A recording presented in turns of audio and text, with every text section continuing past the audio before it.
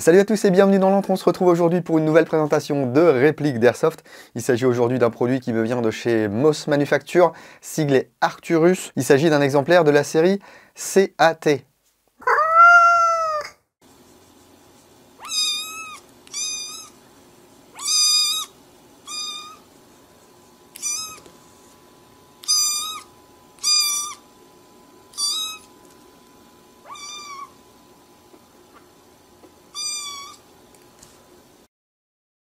Les chats, ça marche toujours. Donc merci beaucoup à Moss Manufacture de m'avoir envoyé cette réplique l'été dernier. Du coup, je voulais pas m'en occuper trop en avance. On devait communiquer sur les dates de sortie et tout. Et puis au final, on s'est un petit peu troué avec le show et les choses comme ça. Chacun a ses occupations et puis on s'oublie un petit peu parfois. Du coup, je voulais vous faire cette vidéo juste avant la sortie des 4, mais elles sont déjà disponibles, entre autres chez Taiwan Gun, pour un prix avoisinant les 375 €. Et avant de vous présenter cette Arcturus 4 Legend, j'aimerais mettre un petit coup de projecteur sur un créateur de contenu qui s'appelle Kano et qui propose depuis quelques semaines un podcast dédié à l'airsoft. Ça s'appelle Tactical Cast. C'est disponible sur la plupart des bonnes plateformes de streaming audio. Et l'idée de ce podcast, c'est de dialoguer avec des joueurs. Et ça se concentre vraiment sur l'invité. J'ai eu le plaisir de participer à ce podcast pour le 4e épisode. N'hésitez pas à aller y faire un petit tour. Il y a également une page Instagram. Toutes les infos sont dans la description de la vidéo. Arcturus 4 Legend. 4 pour Combat Artisan Tactical. En fait, en airsoft, dès que tu crées un produit, il faut mettre Tactical, sinon ça marche pas. Et sur la boîte, il y a un petit truc ici, voilà. Supervised by Spark. Spark qui est une entreprise japonaise spécialisée depuis de nombreuses années dans l'upgrade et l'amélioration des répliques d'airsoft. Donc là, on peut voir que la boîte est assez différente des autres produits Arcturus. Il n'y a pas ce fameux gars avec ses JVN et tout. Là, on a bien 4 Combat Artisan Tactical. Et je vous invite à découvrir le modèle que moi j'ai reçu, qui est un modèle de pré-série. Entre temps, ils ont changé le chargeur qui est présent dans la boîte et il y a peut-être quelques petits détails qui vont différer par rapport à la version commerciale. C'est une réplique qui m'a été envoyée directement du Japon. Mais globalement, ce que vous allez voir, c'est ce que vous allez acheter. Donc, on enlève la petite mousse ici. La réplique et tous les accessoires, eh bien, ils sont bien protégés par un gros bloc de mousse. Et puis je vous parlais du Japon, le manuel, voilà, déjà il est en full japonais. Heureusement que maintenant il y a des outils comme Google Lens qui permettent avec le téléphone portable de scanner une page et que ça fasse une traduction littérale qui est de mieux en mieux. Parce que là par exemple pour régler le pré-cocking mécanique, sinon les explications seraient un petit peu floues. Bah oui, je vous l'ai pas dit, une des particularités de cette réplique, c'est d'avoir bien sûr une gearbox V2 mais split et un pré-cocking mécanique. Ensuite, on a la petite pochette avec les goodies habituels, l'adaptateur Tamiya Verdins, un magnète si tu as envie que ton frigo soit aux couleurs d'Arcturus, un dessous de verre PP191 si tu as envie de boire une bière et de dire à tes amis que tu utilises du Arcturus, une petite pochette dans laquelle nous allons retrouver des choses très intéressantes, une paire d'organes de visée en polymère, ce sont des flip-up ajustables. Je les aime bien ceux-là parce qu'ils sont solides et puis ils fonctionnent vraiment bien. Un set de 3 clés Allen pour pouvoir bricoler votre réplique. Et une petite cartouche en plastique, mais pas que. Vous voyez ici, avec un petit anneau pour ne pas la perdre. Si vous voulez la mettre sur une chaîne et la porter autour de votre cou, vous pouvez. Mais regardez ce qui est intéressant avec cette fausse cartouche de 5,56, c'est qu'ici on peut dévisser. Voilà, et là on aura l'outil de réglage du sector gear pour régler ce pré-cocking mécanique. Et entre autres, avec cet accessoire, on va pouvoir pousser toutes les goupilles de la réplique. Ensuite, on retrouve la tige de nettoyage et de débourrage. Un chargeur qui, du coup, ne sera pas identique à celui que vous allez acheter parce qu'ils ont mis dans la boîte, il me semble, les nouveaux chargeurs avec la fenêtre. Voilà, je vous avais présenté ce chargeur lorsque je vous avais présenté le modèle Sport Lite. Bon, globalement, l'externe est différent, l'interne est quasiment le même, sauf qu'il n'est pas transparent. Ce sont des chargeurs en polymère, 130 billes. On peut les démonter comme ceci. On va sortir l'interne. Et puis ici, vous avez un petit poussoir là, pour régler entre 30 et 130. Ce sont des chargeurs que vous pouvez vous procurer sous la marque D-Day. Ensuite, ici, on a alors je dirais pas des extensions, mais 2 accessoires qui permettent de changer le look de votre crosse. Ça, on en parlera dans quelques instants. Et puis, bien sûr, une réplique de cette Arcturus 4 Legend. Et il s'agit du modèle, me semble-t-il, 10 pouces et demi. Allez, je vous propose de regarder à quoi ça ressemble. Hop!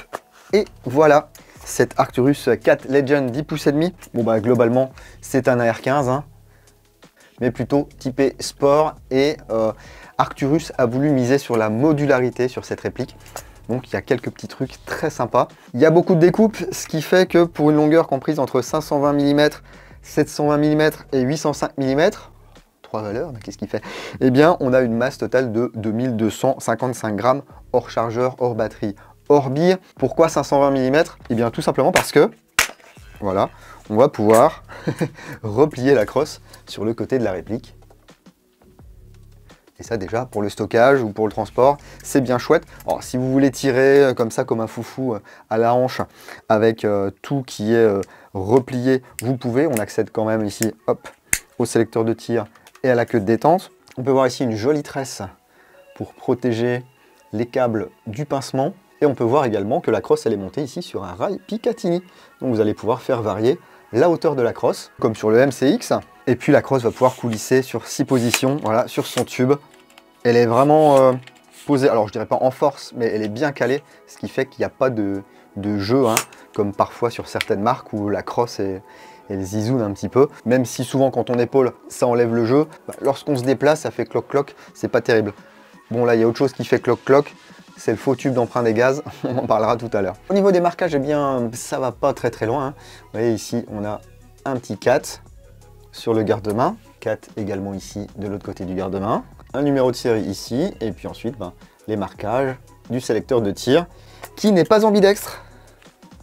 C'est bizarre, hein, c'est très modulaire, mais il n'y a pas grand chose d'ambidextre, bah, voire même rien du tout, parce que même le bouton d'éjection du chargeur, il n'est pas ambidextre. Et puis ici, la palette de l'arrêtoir de l'ensemble mobile, eh bien, n'est pas ambidextre non plus. Je vous parlais de la crosse, c'est un modèle qui est relativement fin, qui est équipé ici de chaque côté d'un emplacement QD pour poser une sangle. Ici, on a une légère fente. Voilà, si ça vous dit de mettre une sangle ici également, il n'y a pas de souci. Alors ici, on voit qu'il y a un emplacement, mais il n'y a pas de numéro, hein. Voilà. On a un rail Picatinny ici. Alors, c'est pas pour monter un laser, les gars, hein. On verra tout à l'heure à quoi il sert. Et puis ici, on a un autre petit rail Picatinny qu'on ne voit pas. Une plaque de couche en caoutchouc. Et ici, du côté gauche, un petit bouton, voilà, qui va permettre d'ouvrir le compartiment pour aller chercher, et bien ici rien du tout, parce qu'en fait ça va se dévisser ici et les câbles sont à l'intérieur. On verra ça tout à l'heure, mais par exemple moi le capuchon, je le mettrai pas parce que de toute façon ma batterie, eh ben, elle va dépasser. Je sais pas pourquoi ils ont mis le capuchon, parce qu'en définitive, bah, il sert à rien. Bon, cela dit, il est là, on n'est pas obligé de s'en servir. Donc c'est une crosse modulaire, on va donc pouvoir enlever ici cette partie. Oui, c'est un petit peu long. Alors, si tu as envie de la mettre comme ça, pourquoi pas, ça passe, hein. Bon, après, c'est un petit peu bizarre, mais pour ceux qui auraient envie voilà, d'avoir une prise un petit peu plus haute, why not? Si vous voulez quelque chose encore plus discret, eh bien, il y a le petit modèle. Voilà, donc on peut mettre comme ceci. Voilà. Ça, c'est sympa. Bien sûr, si vous avez envie de la jouer comme ça, la réplique, vous pouvez, hein. Mais bon, bon, pourquoi pas. Et puis donc, cette extension un petit peu plus massive, qui va venir se prendre bien sur les deux rails. Venir proposer un emplacement de batterie beaucoup plus conséquent. Bon, puis ça peut avoir un look... Alors c'est spécial, hein, certes. De toute façon, la prise en main est sympa. Donc là, on va pouvoir soulever ça. Et puis là, avoir un petit peu plus de place dans ce compartiment. C'est vraiment léger, hein, c'est fou. Donc vous l'avez vu tout à l'heure, pour replier la crosse, c'est un système avec un ressort. Bon, moi je tape dessus parce que je suis un bourrin, voilà. Il n'y a pas forcément besoin. Hop. La poignée pistolet est en polymère également. Elle a un angle particulier, donc Arcturus vous déconseille de la changer. Parce que sinon le moteur n'aura plus le bon angle d'engagement. Et soit ça ne fonctionnera pas, ou soit vous allez précipiter l'usure des pièces, ou voire même avoir de la casse assez rapidement. C'est ergonomique, c'est assez sympa. Il y a une petite texture dessus qui est, ma foi, pas désagréable. Ici on peut voir le pontet, un petit peu profilé. Bon, il y a de la place, hein. La queue de détente droite, typée sport. le levier d'armement ici, qui va nous permettre de découvrir le réglage du hop-up. C'est une molette radiale. Le bouton ici permet, hop là, de la faire revenir vers l'avant. On peut fermer la trappe anti-poussière si on veut. Et puis, vous avez dû le remarquer, déjà, il y a beaucoup d'usinage sur cette réplique, au niveau du puits de chargeur, mais également au niveau du receveur supérieur. Donc, on peut voir la gearbox. Alors, certains aimeront, certains n'aimeront pas. C'est sûr que, je vais pas dire que c'est disgracieux, mais on voit juste du gris, quoi. La gearbox, elle n'a rien de spécial. Si vous voulez la repeindre, hein, vous pouvez. Mais moi, ce qui va m'intéresser, c'est qu'ici, on peut voir le piston. Et du coup, on va pouvoir tester le pré-cocking, voir si ça fonctionne bien. À l'avant ici, un usinage. Le garde-main qui est également le plus épuré possible. On n'a même pas de rail Picatinny sur toute la longueur. Ils ont mis ici 3 ports M-LOK. Des ports M-LOK sur les côtés, dessous. Un tout petit bout de Picatinny ici pour pouvoir mettre, bien sûr, le guidon. Et puis, regardez son diamètre. Franchement, c'est très très fin. Et ça va permettre, par exemple, de tirer comme ceci, si vous aimez bien tirer comme ceci, hein, sans être gêné, voilà, par un rail Picatinny. Et ici, on va retrouver le compensateur, voilà, qui est en métal, et qui est monté sur un pas de 14 mm anti-horaire. Ah, il y a une petite vis, ne forcez surtout pas, il faut dévisser cette petite vis, et ensuite dévisser dans le sens inverse. Voilà, c'est du CCW, counterclockwise anti-horaire. On peut remarquer ici le profil avant. Bon, c'est sympa, on va pouvoir accessoiriser ça, histoire que ça ne fasse pas que 2,2 kg, hein, parce que bon, l'airsofter aime bien se trimballer avec un bidule qui pèse 5 ou 6 kg. Mais si vous voulez quelque chose de léger et de maniable, il existe des modèles plus courts, hein, bien sûr, il y a toute une gamme. Et là, c'est sympa.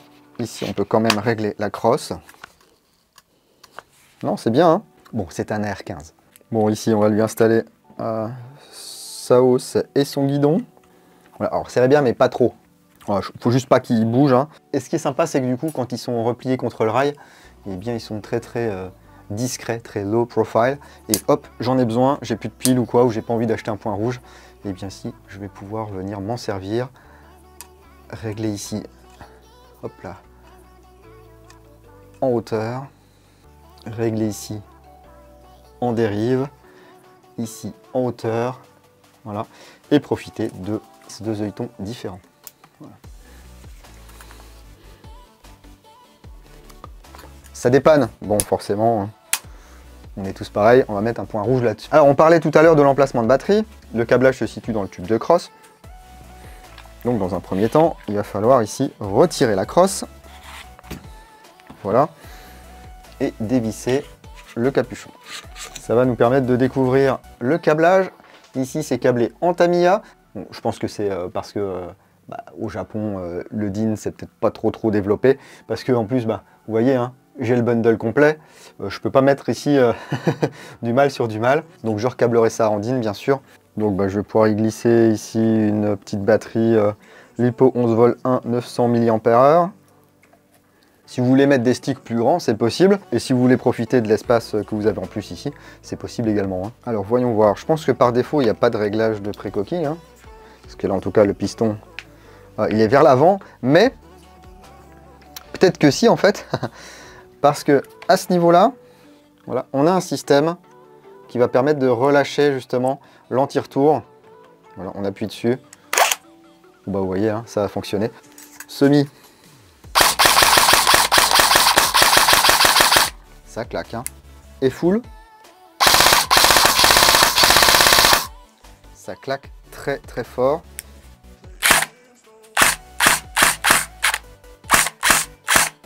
On a peut-être un léger pré-cocking. Ouais, on a...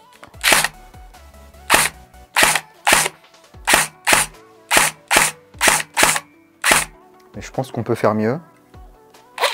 Il y a un MOSFET de protection sur le circuit électrique. Par contre, là, c'est le switch habituel des répliques Arcturus. Donc, moi, je l'aime assez bien parce que on a vraiment une impression de légère résistance.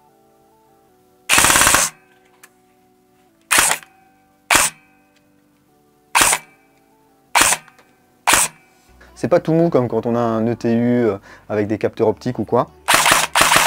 Moi j'aime assez bien. Alors si vous n'aimez pas ce système de pré-cooking et tout machin, vous pouvez bien sûr mettre, avec quelques petites modifications, du Perrone hybride, du Titan, du Aster. Mais ça serait quand même dommage d'acheter cette réplique qui coûte ce prix parce qu'il y a le pré-cooking automatique et puis de tout changer à l'intérieur. Bon, après, vous faites ce que vous voulez. Je sais que c'est la mode de tout changer sans avoir rien essayé. Et alors attention, on peut voir des vidéos ou lire des trucs qui disent que justement ce pré-cooking automatique, ça va améliorer la réactivité de votre queue de détente. Pas du tout.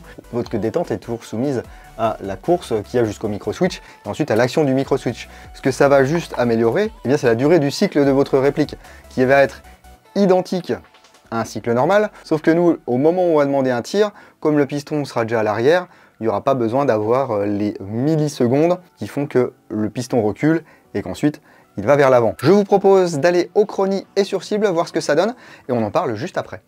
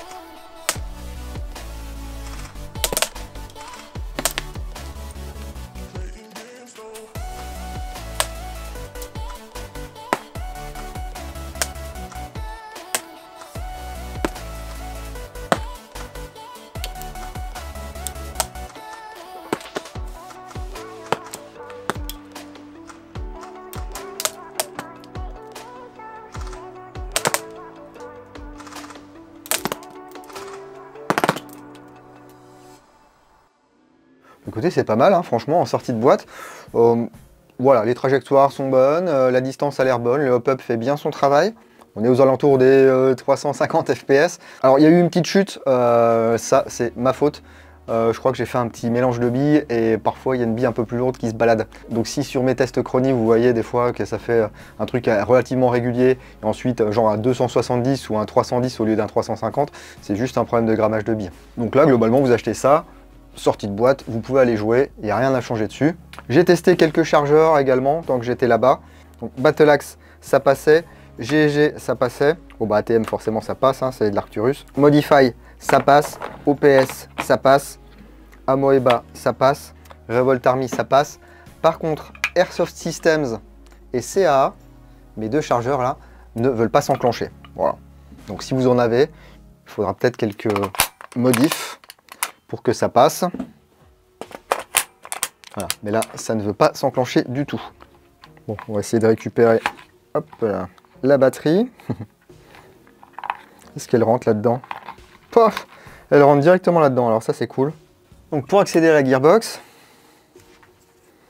et bien ici sur la goupille, vous voyez, ils ont fait un petit trou. Normalement en poussant avec la cartouche, voilà, je devrais pouvoir faire ceci et ensuite faire... J'aurais bien dit qu'on pouvait la casser en deux cette réplique. Faudrait-il pousser les deux goupilles? Ah ok, ici on a une pièce, je pense, qui nous empêche de casser la réplique en deux. Bon bah là avec le ressort du canon, ça nous a directement, hop, sorti la partie supérieure de la gearbox. Voilà. Ah c'est rigolo qu'ils aient fait ça là. Donc, on peut voir ici le tapet plate, le guide de ressort, le ressort, le cylindre, le nozzle. Et puis ici pour changer le ressort, eh bien, il suffit d'ôter cette pièce. Voilà, c'est très simple. Et puis ensuite, avec un tournevis, on va venir appuyer, faire un quart de tour. Bon, je fais ça avec mon pouce parce que je suis un déglingo. Et pouvoir accéder au ressort et au guide de ressort. Voilà, guide de ressort qui est monté sur roulement. Donc ici, on peut accéder au canon qui est en acier. Hein, et puis au bloc hop-up. Alors le canon est annoncé comme étant un 602.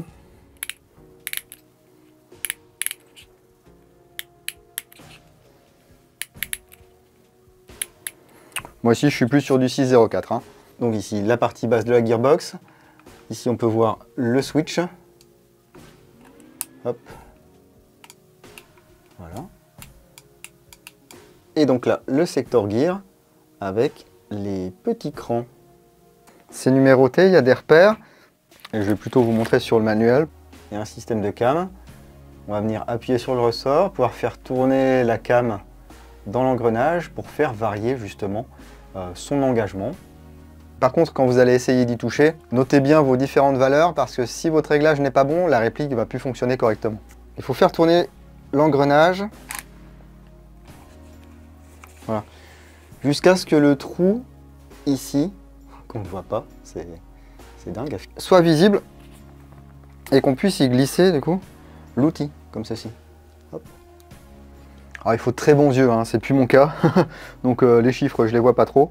Pour le réglage ici, on pousse vers le bas, voilà, et on tourne le gear, voilà.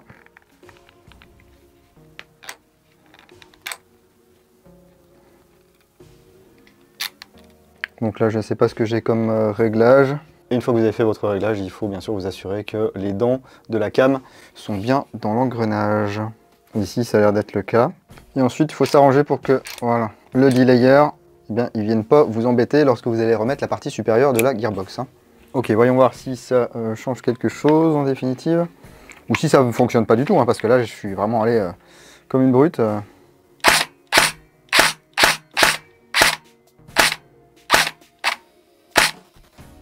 Ouais, là j'ai du coup légèrement amélioré, vous voyez, la position du piston. Après, selon la batterie et tout, ça peut changer, donc revoyez vos réglages. Là, je pense que franchement, on est pas mal. Tout ça au pif. On peut tuner toujours un petit peu, donc allez-y calmement. Avec un peu de bol, vous aurez un mode d'emploi qui sera pas en japonais. Mais c'est vraiment sympa, je trouve, ce système de pré-cocking mécanique. Mais encore une fois, si vous achetez cette réplique pour tout changer à l'intérieur, c'est compatible avec les pièces V2, hein, bah, achetez autre chose. Et bien sûr, en fin de partie, on n'oublie pas le spring release.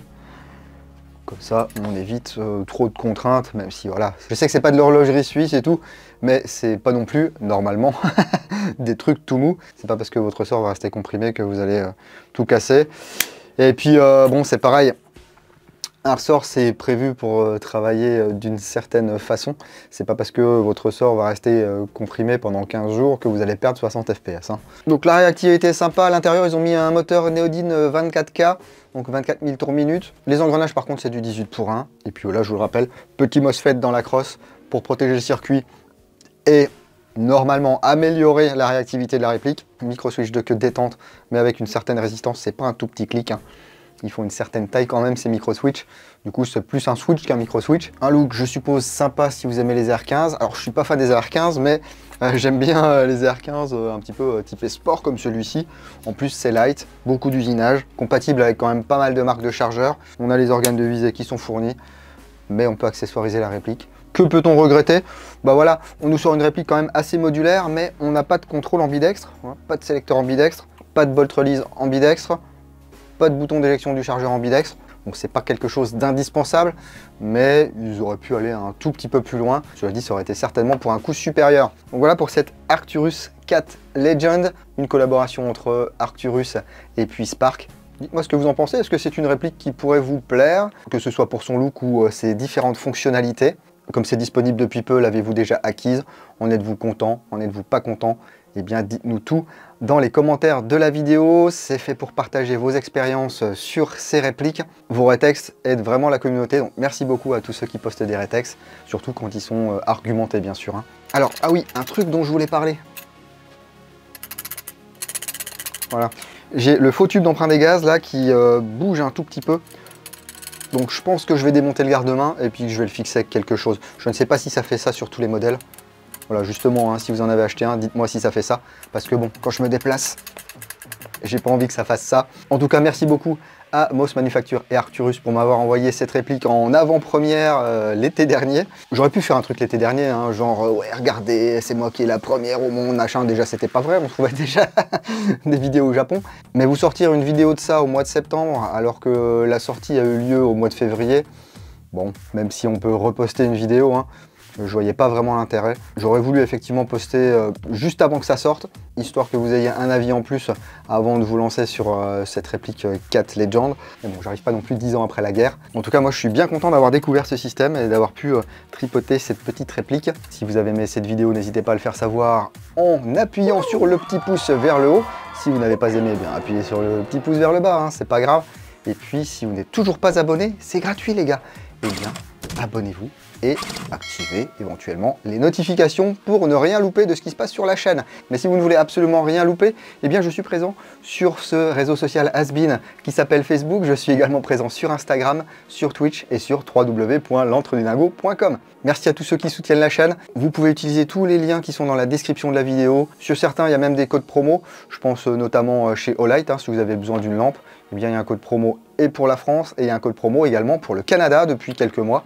Je ne sais pas si nos amis canadiens ou québécois l'ont remarqué, mais vous avez un code promo chez Olight, les gars. Si vous êtes ailleurs qu'en France, normalement, la boutique Olight France ne livre qu'en France, mais une fois que vous avez fait votre commande, il me semble que vous pouvez changer votre adresse.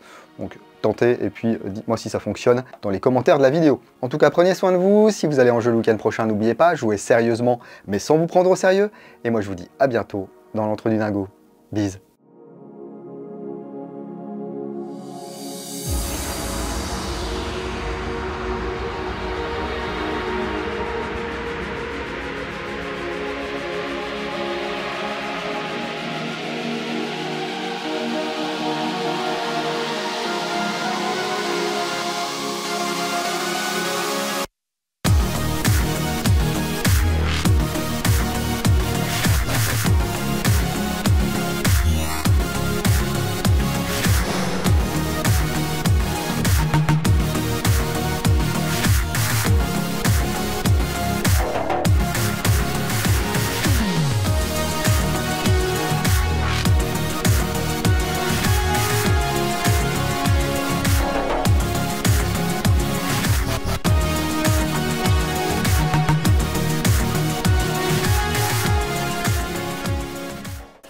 Voilà, donc en secours, c'est pas mal parce que une fois qu'ils sont repliés contre le rail, eh bien, on ne les voit quasiment pas.